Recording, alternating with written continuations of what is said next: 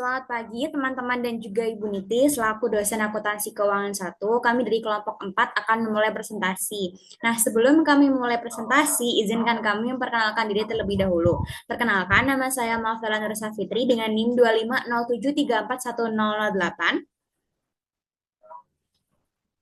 Perkenalkan, nama saya Sangima Devila Maheswari dengan NIM 25073410003. Perkenalkan, saya Amalia Regina Augustin Ribeiro dengan NIM 25073410414. Perkenalkan, nama saya Nika Dadia Sari Reni dengan NIM 250734116. Nah, materi kita pada hari ini yakni ada rekonsiliasi bank, langkah-langkah jurnal penyesuaian, penilaian persediaan usang dan breakdown, dan pengendalian internal kas kecil. Selanjutnya, ada rekonsiliasi bank. Rekonsiliasi bank adalah kegiatan merinci adanya perbedaan terhadap catatan transaksi milik bank sebagai pengelola transaksi serta catatan yang dimiliki oleh perusahaan dengan pihak bank berupa rekening koran atau biasa disebut bank statement. Atau gampangnya, kita mengartikan rekonsiliasi bank itu adalah melihat apakah buku laporan perusahaan itu dengan laporan bank itu sama atau tidak. Nah, tujuan dari proses ini adalah memastikan kesesuaian dan perbedaan antara keduanya. Next. Mengapa rekonsiliasi diperlukan? Nah, rekonsiliasi diperlukan ini karena perusahaan supaya mengetahui jumlah selisih dari saldo kas pada laporan bank yang berbeda dengan pembukuan perusahaan. Atau antara saldo kas itu di buku perusahaan dan di laporan bank itu mengetahui berapa selisihnya. Yang kedua, untuk mengetahui penyebab-penyebab selisih saldo kas pada catatan bank dan perusahaan. Jadi, dilihat apakah ada transaksi yang belum tercatat atau ada kesalahan pencatatan. Dan rekonsiliasi bank ini minimal dilakukan sekali setiap akhir bulan. Selanjutnya, ada komponen dalam rekonsiliasi bank. Ada 3 komponen dalam rekonsiliasi bank. Yang pertama, deposit in transit atau setoran dalam proses. Merupakan uang tunai atau cek yang telah diterima dan dicatat oleh suatu perusahaan, tetapi belum dicatat dalam catatan bank tempat perusahaan tersebut menyimpan dana. Jadi gampangnya itu kalian transfer uang ke bank di hari Jumat sore, tapi bank baru mencatatnya di hari Senin. Nah, selama weekend itu ada perbedaan catatan antara uang kalian dan bank. Inilah yang disebut setoran dalam proses. Yang kedua, outstanding check atau cek beredar merupakan cek yang telah dicatat oleh perusahaan tetapi belum dicairkan. Jadi analoginya seperti ini.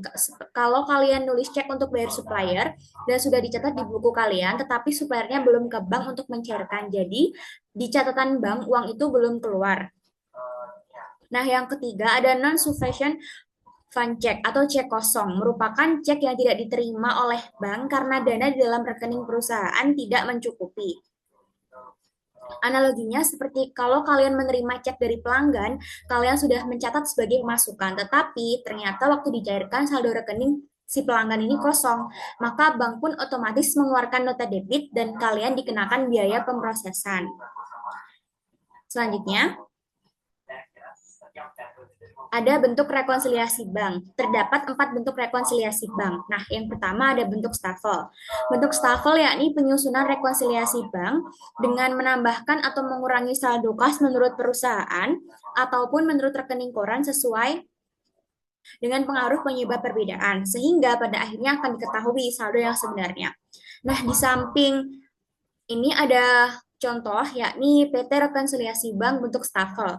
Nah, kita melihat cara menghitung menggunakan bentuk staffel. Yang pertama ada saldo kas menurut pembukuan perusahaan. Nah, kita tulis saldonya ada berapa.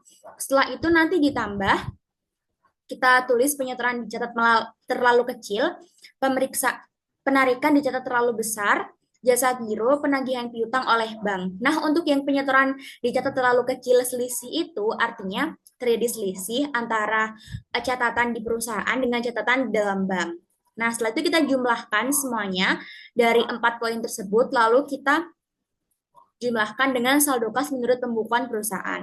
Nah, setelah itu dikurangi oleh penyetoran dicatat terlalu besar, selisih juga sama yang saya jelaskan tadi, yakni selisih perbedaan pencatatan di perusahaan dengan di laporan bank.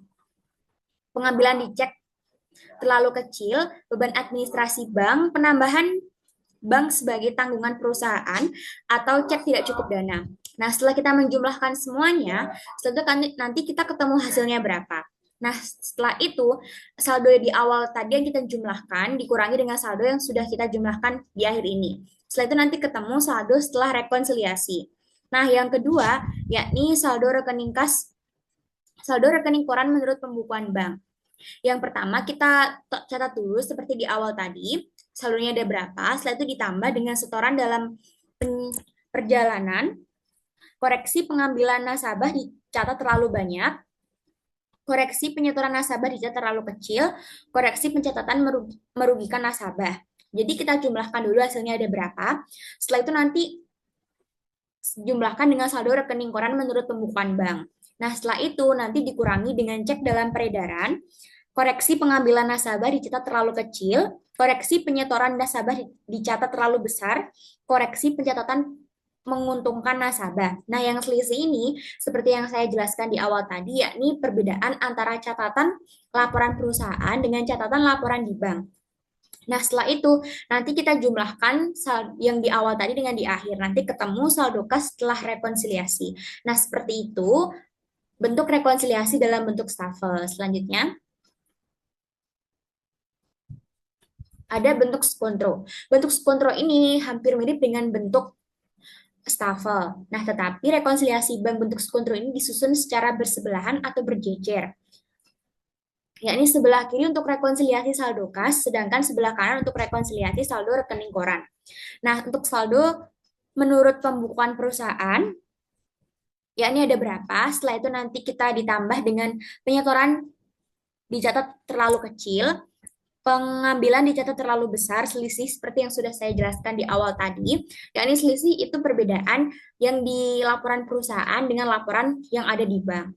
Nah, setelah itu di jasa giro, penagihan piutang oleh bank. Nah, setelah itu dijumlahkan dengan saldo menurut pembukuan perusahaan.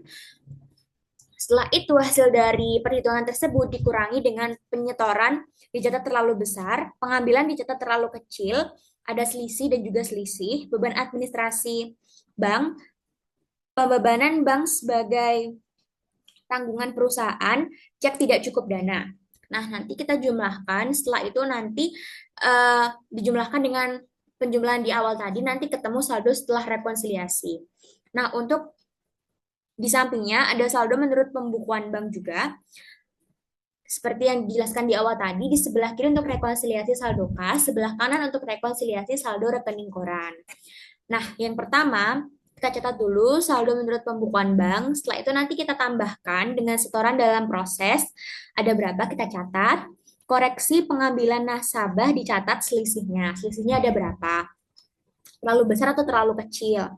Nah, ada koreksi pencatatan merugikan nasabah ada berapa. Setelah itu nanti kita jumlahkan dengan saldo menurut pembukuan bank. Setelah mendapatkan hasil dari penjumlahan tersebut, kita kurangi dengan cek dalam peredaran, koreksi pengambilan nasabah dicatat terlalu kecil atau terlalu besar, selisihnya berapa.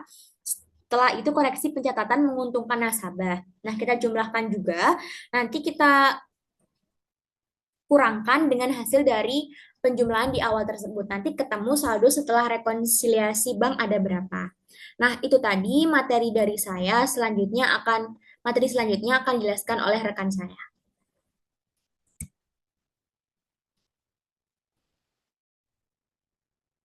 Baik, yang selanjutnya saya akan jelaskan tentang bentuk rekonsiliasi bank dengan bentuk 4 kolom. Nah, bentuk 4 kolom ini dibuat untuk menetapkan saldo yang sebenarnya untuk saldo awal penerimaan, pengeluaran, dan saldo akhir. Nah, tabel yang di samping ada tabel. Nah, tabel ini fokus pada penyelesaian, mohon maaf, tabel ini fokus pada penyesuaian saldo laporan bank agar mencerminkan saldo yang seharusnya ada di catatan perusahaan. Nah, tujuannya adalah yang pertama, gerak menuju saldo akhir, saldo bank akhir yaitu pada tanggal 31 Juli dengan memperhitungkan item yang masih dalam perjalanan. Nah, dengan logika pembacaan yaitu yang pertama ada baris pertama yaitu saldo laporan bank. Eh, ini adalah angka murni dari rekening koran bank. Nah, yang kedua ada setoran dalam perjalanan atau deposit in transit, uang yang sudah dicatat perusahaan tapi belum masuk ke bank. Makanya setoran 30 Juni mengurangi kolom penerimaan Juli. Karena itu sebenarnya uang bulan Juni dan setoran 31 Juli menambah saldo akhir. Selanjutnya, cek dalam perjalanan atau outstanding checks, yaitu cek yang sudah dikeluarkan perusahaan, tapi belum dicairkan pemegangnya ke bank. Nah, lalu cek ini mengurangi saldo bank karena uang tersebut sebenarnya sudah terpakai. Nah, selanjutnya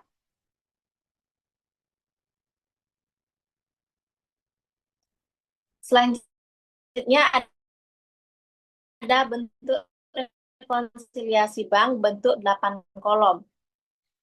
Nah, bentuk 8 kolom ini merupakan prestasi rekonsiliasi bank. Namun hanya ada 8 kolom dari mutasi nominal transaksi.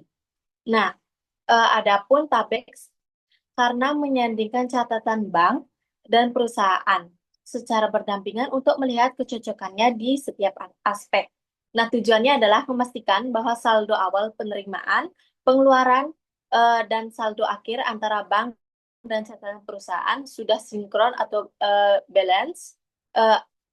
Dan yang pertama itu ada saldo per 31 Juli, itu mencocokkan saldo awal bulan Agustus. Nah, di sini terlihat saldo akhir keduanya sama-sama 29 juta setelah disesuaikan. Nah, selanjutnya penerimaan Agustus yaitu mencocokkan uang masuk. Jika ada setoran yang belum dicatat bank, itu ditambahkan ke sisi bank. Jika ada pendapatan bunga yang belum dicatat perusahaan, itu ditambahkan ke sisi perusahaan. Selanjutnya ada pengeluaran Agustus. Nah, mencocokkan uang keluar, misalnya biaya administrasi bank, biasanya sudah dipotong, tapi belum dicatat perusahaan, maka perlu ditambahkan di kolom pengeluaran perusahaan agar seimbang. Dan yang terakhir ada saldo per 31 Agustus, itu adalah hasil akhir atau bottom line jika angka paling bawah di kolom bank dan perusahaan sama atau 37.200 juta, maka 37.200.000, mohon maaf, maka rekonsiliasi dianggap berhasil dan benar. Selanjutnya,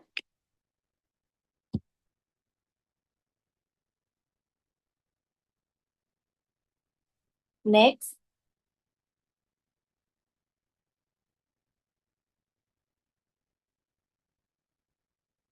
Next. Baik, di sini saya akan menjelaskan tentang pengertian jurnal penyesuaian. Nah, jurnal penyesuaian adalah sebuah catatan akuntansi yang disusun pada akhir suatu periode untuk memastikan kebenaran saldo akun sebelum disusunnya laporan keuangan. Tujuannya adalah untuk memperbaiki segala kesalahan pencatatan dan memisahkan transaksi pada periode yang benar. Selanjutnya,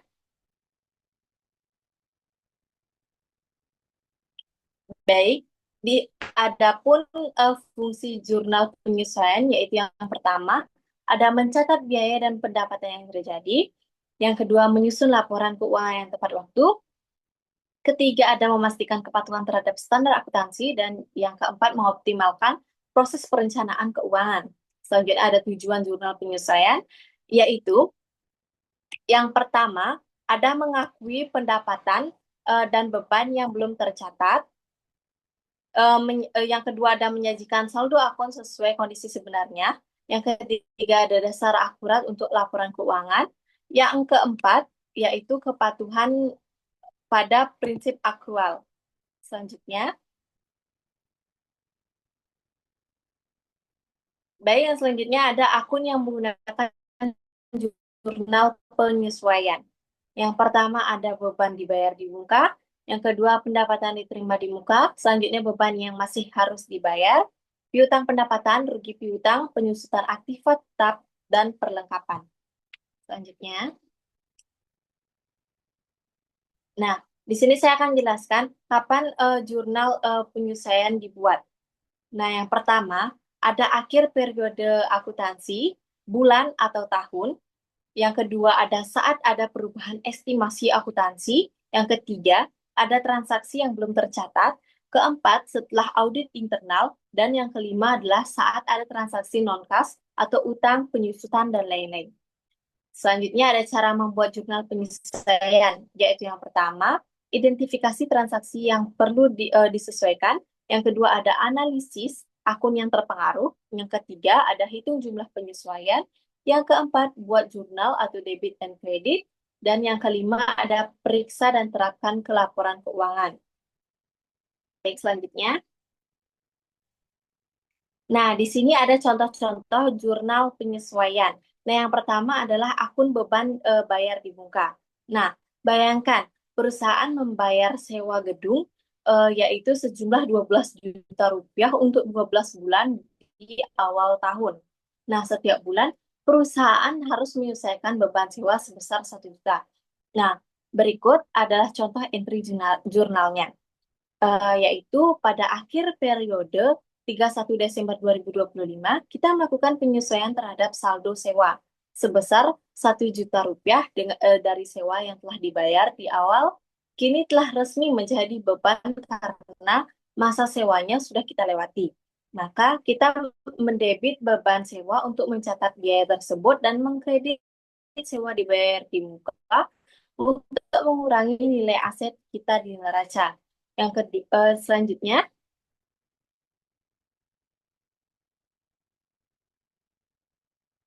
baik yang selanjutnya ada eh, akun pendapatan diterima di muka, yaitu perusahaan menerima 6 juta rupiah untuk jasa konsultasi yang akan diberikan selama 3 bulan berikutnya. Setiap bulan revenue yang sudah diperoleh dicatat. Berikut adalah eh, contoh entry jurnalnya.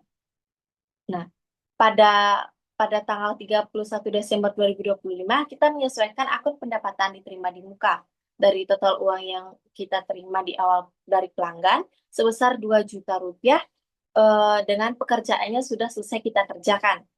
Oleh karena itu, kita mendebit akun kewajiban atau pendapatan diterima di muka untuk menguranginya dan mengkredit pendapatan jasa agar masuk ke dalam hitungan laba rugi tahun ini. Selanjutnya, yang selanjutnya adalah akun beban yang perlu dibayar. Nah, perusahaan menerima tagihan listrik 1,5 juta untuk bulan Desember, namun dibayar Januari berikutnya. Ekstensi yang perlu dibayar harus dicatat di bulan Desember. Berikut adalah contoh entry jurnalnya, yaitu pada akhir 31 Desember 2025, kita mencatat penyesuaian untuk pemakaian listrik sebesar 1,5 juta, meskipun tagihan ini belum kita bayar secara kas. Kita wajib mengakuinya sebagai beban listrik di bulan Desember agar laporan laba rugi kita akurat. Nah, secara bersamaan kita mencatatnya sebagai utang listrik karena ini merupakan kewajiban yang harus kita lunasi segera. Nah, selanjutnya yang terakhir. Baik, yang selanjutnya ada akun piutang pendapatan, yaitu perusahaan telah memberikan jasa senilai 3 juta rupiah, tetapi tagihan dikirim bulan berikutnya. Pendapatan tetap harus dicatat pada periode jasa diberikan. Nah, berikut adalah contoh entry jurnalnya, yaitu tabel ini menunjukkan penyesuaian untuk pendapatan yang sudah menjadi hak kita per 31 Desember 2025. Kita mendebit piutang pendapatan sebesar 3 juta rupiah untuk mencatat tagihan yang belum dibayar pelanggan dan mengkredit pendapatan jasa agar total omset tahun ini mencerminkan kerja keras yang sudah kita selesaikan. Nah, teman Ibu, untuk keterkaitan jurnal penyesuaian dengan eh, rekonsiliasi bank, yaitu inti jurnal penyesuaiannya berfungsi memastikan pendapatan dan beban dicatat pada periode yang benar atau asas akrual. Nah, tujuannya adalah agar saldo akun di laporan keuangan mencerminkan kondisi real di akhir periode, bukan sekedar aliran kas bukan hanya sekedar aliran kas saja. Nah, Dan hubungan dengan rekonsiliasi bank yaitu rekonsiliasi bank seringkali menjadi pemicu pembuatan jurnal penyesuaian saat rekonsiliasi mengungkap transaksi yang sudah terjadi di bank, tapi belum dicatat perusahaan seperti biaya admin, pendapatan bunga dan atau transfer masuk. Perusahaan wajib membuat jurnal penyesuaian agar saldo kas di buku besar sama dengan saldo di bank. Nah, eh, logika akunnya adalah yang pertama ada beban dibayar di muka, yaitu aset berkurang menjadi beban, yaitu contohnya adalah sewa. Yang kedua ada pendapatan diterima di muka, yaitu utang berkurang menjadi pendapatan atau jasa sudah diberikan. Yang ketiga ada beban akrual, yaitu pengakuan utang biaya, contohnya adalah gaji atau listrik yang belum dibayar. Selanjutnya ada piutang pendapatan, yaitu pengakuan hak pendapatan yang belum ditagih. Selanjutnya ada penyusutan, yaitu alokasi beban atas penggunaan aset tetap, dan perlengkapan mencatat jumlah perlengkapan yang sudah habis terpakai. Nah, waktu pembuatannya itu dilakukan setiap akhir periode akuntansi, bulan atau tahun, atau setelah ditemukan selisih melalui audit dan rekonsiliasi bank untuk menjamin transparansi laporan bagi investor dan kreditur. Baik, selanjutnya akan dijelaskan oleh rekan saya.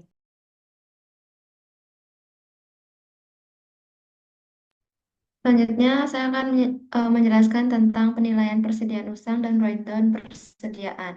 Yang pertama yang akan saya jelaskan yaitu penilaian persediaan usang, di mana persediaan penilaian usang ini merupakan proses untuk menentukan apakah suatu persediaan masih memiliki nilai ekonomis atau mengalami penurunan nilai karena sudah tidak laku, rusak, atau ketinggalan zaman.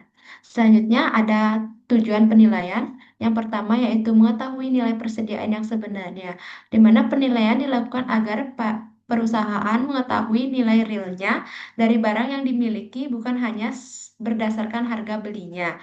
Selanjutnya yang kedua yaitu menghindari pencatatan aset yang terlalu tinggi, di mana jika barang sudah tidak laku tetapi masih dicatat dengan harga lama, maka nilai aset akan terlihat lebih besar dari kondisi sebenarnya.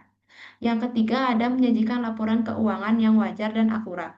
Dengan penilaian yang tepat, laporan keuangan dapat mencerminkan kondisi perusahaan secara jujur dan dapat dipercaya. Selanjutnya ada penyebab persediaan usang. Yang pertama yaitu perubahan tren atau teknologi, di mana barang menjadi tidak diminati karena sudah ketinggalan zaman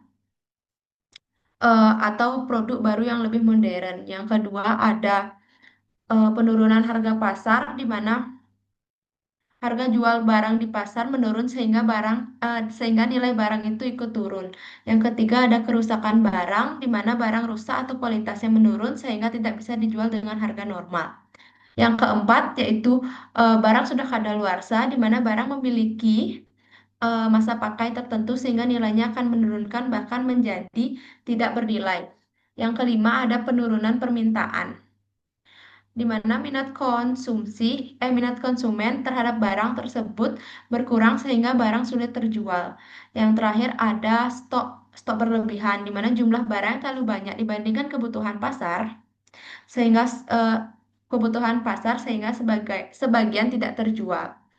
Selanjutnya ada proses penilaian persediaan usang. Yang pertama yaitu mengidentifikasi barang yang sudah usang, di mana perusahaan harus mengecek barang yang sudah lama tidak terjual atau mengalami kerusakan. Yang kedua ada menentukan estimasi barang, di mana menentukan berapa harga yang masih bisa diperoleh jika barang dijual sekarang. Yang ketiga ada menghitung nilai realisasi bersih atau NRV, di mana NRV dihitung untuk mengetahui nilai bersih yang bisa diterima setelah dikurangi biaya penjualannya. Yang keempat ada membandingkan dengan harga perolehan. Tujuannya untuk melihat apakah nilai barang yang sudah lebih rendah dari harga belinya. Yang terakhir ada menentukan apakah barang ini perlu di write down atau tidak. Nah, caranya itu jika NRV lebih kecil, maka barang akan mengalami penurunan nilainya dan perlu penyesuaian. Selanjutnya, ada contoh penilaian persediaan usang, di mana PT Sinerjaya memiliki persediaan barang dengan data sebagai berikut. Yang pertama yaitu harga perolehan atau cost sebanyak 150.000 per unit. Yang kedua yaitu estimasi harga jualnya yaitu 110.000 per unit. Yang ketiga ada biaya penjualannya.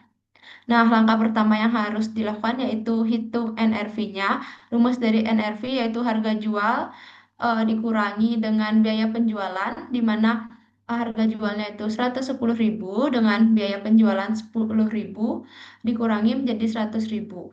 Langkah keduanya itu bandingkan dengan harga perolehan, di mana kosnya itu kan 150.000, sedangkan hasil dari NRV 100.000. Nah, cara menentukan barang itu termasuk barang usang atau tidak, bandingkan nilai NRV dengan harga beli. Jika NRV lebih rendah dibanding harga beli, maka barang tersebut disebut sebagai barang yang sudah usang atau tidak layak dijual kembali. Selanjutnya, saya akan menjelaskan tentang write down. Write down adalah penurunan nilai persediaan yang dicatat ketika nilai pasarnya turun di bawah nilai percatatan di pembukuan. Hal ini dilakukan untuk menjaga akurasi laporan keuangan dan transparansi informasi kepada investor. Selanjutnya, saya akan menjelaskan penyebab dari write down. Yang pertama, yaitu barangnya sudah usang. Barang yang sudah tidak diminati lagi bisa menyebabkan nilai harganya turun. Yang kedua yaitu penurunan harga pasar, di mana harga yang sudah dijual menurun sehingga nilai persediaannya harus disesuaikan kembali. Yang ketiga ada kerusakan barang, di mana barang tidak bisa dijual lagi dengan harga yang normal. Kondisi ini disebut dengan kondisi barang sudah menurun. Yang keempat, ada barang sudah kadaluarsa. Barang kadaluarsa ini adalah barang tidak bisa digunakan atau tidak bisa dijual kembali. Yang kelima, ada penurunan permintaan, di mana biasanya barang-barang yang sudah mengalami penurunan permintaan, yaitu barang-barang yang sudah tidak laku di pasaran. Selanjutnya, ada stok berlebih. Biasanya ini barang terlalu banyak dan menyebabkan sebagian tidak terjual. Selanjutnya, saya akan menjelaskan tentang dampak write-down. Yang pertama yaitu dampak write-down dalam laporan keuangan. Yang pertama berdampak pada laporan laba rugi, di mana write-down dicatat sebagai beban sehingga laba sebelum pajak dan laba bersih perusahaan menurun. Selanjutnya ada berdampak pada laporan arus kas, di mana write-down tidak mengeluarkan kas secara langsung atau non kas sehingga tidak memerlukan kas, tetapi akan disesuaikan dalam arus kas operasi. Yang ketiga ada neraca dalam aset, di mana nilai persediaan diturunkan sesuai nilai realisasi bersihnya atau NRV, sehingga total aset perusahaan berkurang. Yang keempat ada neraca dalam ekuitas, di mana penurunan laba menyebabkan saldo laba ditahan sehingga menurun dan ekuitas pemegang saham ikut berkurang. Selanjutnya,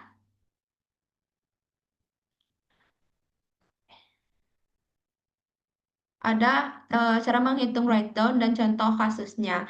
Write down memiliki rumus yaitu biaya historis dikurang nilai terendah antara cost dan NRV, di mana contoh kasusnya diketahui PT Maju Jaya memiliki persediaan barang dengan data sebagai berikut. Yang pertama, harga perolehannya atau cost-nya yaitu 120.000 per unit. Yang kedua, estimasi harga jual yaitu 100.000 per unit. Yang ketiga, biaya penjualan yaitu 10.000 per unit. Dan yang keempat, jumlah barangnya 50 unit. Yang pertama, langkah pertama yaitu hitung NRV-nya.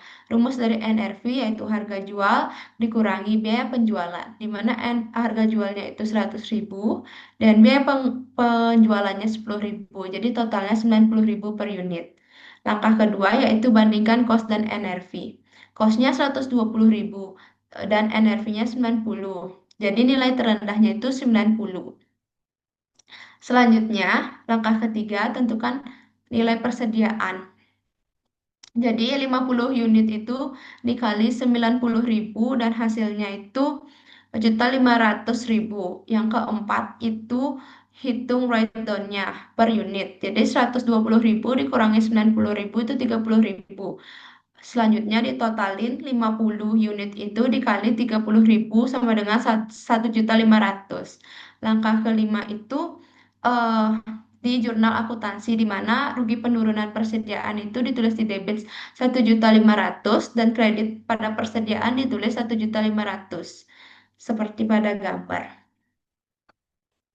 Selanjutnya hubungan dari penilaian persediaan utang dengan proses write down ini merupakan proses di mana penilaian persediaan utang ini merupakan proses pengecekan apakah nilai barang masih dianggap sudah menurun dengan membandingkan harga perolehan dan NRV. Jika hasil penilaian menunjukkan bahwa nilai barang lebih rendah, maka dilanjutkan write down, yaitu mencatat selisih penurunan nilai tersebut sebagai kerugian dalam laporan keuangan.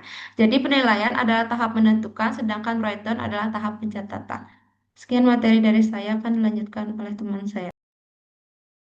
Selanjutnya yakni materi pengendalian internal kas kecil.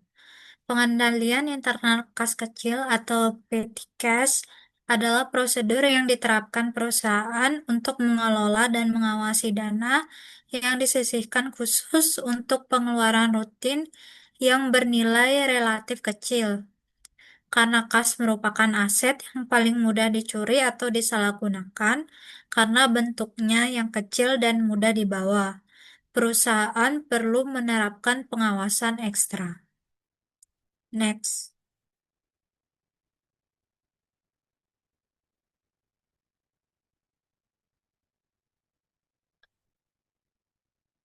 Selanjutnya, terdapat dua metode pencatatan sebagai alat pengendali. Yang pertama, metode dana tetap atau Impress Fund System. Metode pengendalian kas kecil di mana rekening kas kecil jumlahnya selalu tetap. Pada metode ini, jumlah dalam rekening kas selalu tetap, yaitu sebesar C yang diserahkan kepada kasir kas kecil untuk membentuk dana kas kecil. Pengisian dana kas kecil akan dilakukan sebanyak bukti-bukti pengeluaran atau pemakaian kas kecil. Pencatatan dalam jurnal umumnya sebagai berikut. Untuk pembentukan dana kas kecil dicatat dalam debit dan kas besar dicatat dalam kredit. Kemudian yang kedua, untuk pengisian kembali dana kas kecil, beban bla bla bla bla dicatat dalam debit dan kas besar dicatat dalam kredit. Selanjutnya ada metode dana fluktuasi atau fluctuating fund system. Metode pengandalian kas kecil di mana rekening kas kecil jumlahnya akan selalu berubah-ubah. Jadi buku pengeluaran kas kecil mempunyai fungsi sebagai buku jurnal dan menjadi dasar untuk pembukuan ke rekening-rekening buku besar. Karena pencatatan itu dilakukan setiap kali terjadi pengeluaran, maka rekening kas kecil akan dikreditkan sebesar jumlah yang dikeluarkan. Jadi pada saat pengisian kembali, rekening kas kecil akan didebit sebesar uang yang diterima. Kemudian pencatatannya di bagian akuntansi sebagai berikut. Untuk pembentukan kas kecil dicatat dalam debit dan kas besar dicatat dalam kredit. Kemudian untuk pemakaian kas kecil, beban-beban itu dicatat dalam debit dan kas kecil dicatat dalam kredit. Untuk pengisian kas kecil itu dicatat dalam debit dan kas besar itu dicatat dalam kredit. Next. Kemudian ada perbedaan metode Impress dengan fluktuasi. Jadi perbedaan kedua metode Impress dengan fluktuasi tersebut terdapat pada metode Impress yang setiap pengeluaran kas kecil tidak dibuat jurnal. Kemudian pengisian kembali sebesar pengeluaran yang telah dilakukan dan saldo kas kecil tetap atau seperti semula. Sedangkan untuk metode fluktuasi, setiap pengeluaran kas kecil itu dibuat jurnal. Lalu pengisian kembali tidak harus sebesar pengeluaran yang telah dilakukan dan saldo kas kecil berubah-ubah atau tidak tetap. Selanjutnya, berikut merupakan contoh soal. PD Jaya Abadi menyelenggarakan kas kecil untuk pengeluaran-pengeluaran kecil. Transaksi yang berhubungan dengan kas kecil selama bulan April 2015 adalah sebagai berikut. Yang pertama, ada April tanggal 1, pemegang kas kecil menerima uang sebesar 2 juta sebagai pembentukan dana kas kecil. Next. Untuk pencatatan di tanggal 1 April dalam metode Impress itu karena pembentukan dana kas, jadi kas kecil itu masuk ke atau dicatat di akun debit dan kas besar itu berkurang, jadinya dicatat ke akun kredit. Kemudian untuk metode fluktuasi sama, kas kecil dicatat dalam debit sebesar 2 juta dan kas besar dikurangi dan dicatat dalam kredit sebesar 2 juta. Back.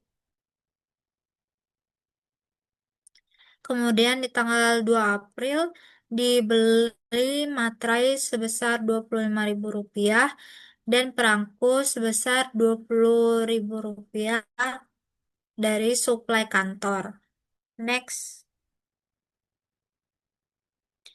Jadi di tanggal 2 April itu ketika ada pengeluaran, metode Impress itu tidak di jurnal. Sedangkan untuk metode fluktuasi itu dicatat sebagai biaya materai di debit sebesar 25.000, biaya perangko di debit sebesar 20.000, dan kas kecil di kredit sebesar 45.000. Baik. Di tanggal 5 April dibayar rekening listrik sebesar Rp400.000. Next. Jadi karena ini juga termasuk dalam pembelian atau pengeluaran, untuk di metode Impress tidak di jurnal. Sedangkan untuk di metode fluktuasi itu dicatat sebagai beban listrik di debit sebesar 400.000 dan kas kecil di kredit sebesar 400.000. Back. Selanjutnya di tanggal 8 April dibayar biaya iklan pada harian Kompas sebesar 300.000. Next. Jadi di tanggal 8 juga sama untuk metode Impress tidak di jurnal. Sedangkan untuk metode fluktuasi dicatat sebagai beban iklan sebesar 300.000 dan kas kecil dicatat sebagai kredit sebesar 300.000. Back. Selanjutnya di tanggal 10 April dana kas kecil diisi kembali. Next. Jadi ketika dana kas kecil diisi kembali, maka dicatat sesuai jumlah pengeluaran yang telah dilakukan. Pengeluarannya yakni biaya materai untuk metode Impress, biaya materai sebesar 25.000 di debit, kemudian biaya perangko 20.000 di debit, biaya listrik 400.000 di debit, biaya iklan sebesar 300.000 di debit, kemudian tugas besar dicatat dalam kredit sebesar 745.000. Kemudian untuk metode fluktuasi itu dicatat sebagai kas kecil sebesar 745.000 di debit dan kas besar sebesar 745.000 di kredit. Baik. Kemudian di tanggal 13 April, dana kas kecil dianggap terlalu besar, sebesar 200.000, kemudian dikembalikan ke kas pusat. Next. Untuk di tanggal 13 April, metode Impress dicatat sebagai kas besarnya di debit sebesar 200.000, dengan kas kecil di kredit 200.000. Sedangkan sama juga untuk di metode fluktuasi, tanggal 13 itu kas besarnya dicatat sebesar 200.000, sedangkan kas kecilnya dicatat dalam kredit sebesar 200.000. Baik.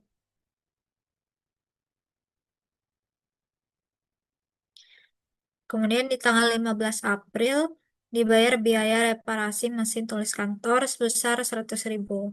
Next.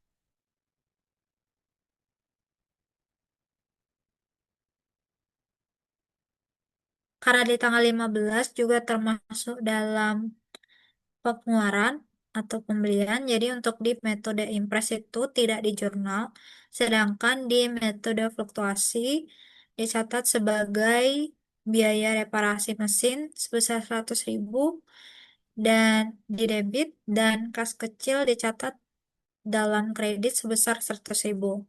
Baik, untuk tanggal 20 April dibayar biaya konsumsi rapat sebesar 150.000. Next. Untuk di tanggal 20 April, metode impres sama karena termasuk dalam pembayaran atau pembelian juga, jadi tidak di jurnal. Kemudian untuk metode fluktuasi dicatat sebagai biaya konsumsi di debit sebesar 150.000 dan kas kecilnya dicatat dalam kredit sebesar 150.000. Baik. Kemudian yang terakhir di tanggal 25 April, dana kas kecil diisi kembali. Next. Karena dana kas kecil itu diisi kembali, maka dicatat sesuai jumlah pengeluaran yang telah dilakukan. Pengeluarannya yakni untuk di metode impres, biaya reparasi mesin sebesar 100.000 di debit, biaya konsumsi sebesar 150.000 di debit, dan kas besar dicatat dalam kredit sebesar 250.000. Sedangkan untuk metode fluktuasi, kas kecilnya itu dicatat dalam debit sebesar 250.000 dan kas besarnya dicatat dalam kredit sebesar 250.000. Kemudian jika sudah semua selesai, jumlah debit dan kredit itu dijumlahkan dan hasilnya harus seimbang keduanya.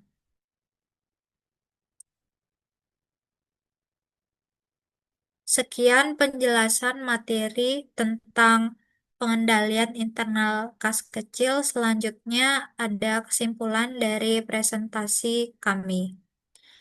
Penyusunan laporan keuangan yang akurat memerlukan pemahaman terhadap komponen, prinsip, serta langkah-langkah sistematis dalam pencatatan. Dengan mengikuti prosedur yang benar, laporan keuangan akan menjadi alat yang andal dalam mengelola keuangan dan merencanakan masa depan usaha. Laporan yang baik bukan hanya catatan angka, tetapi juga cermin transparansi dan profesionalisme dalam berbisnis.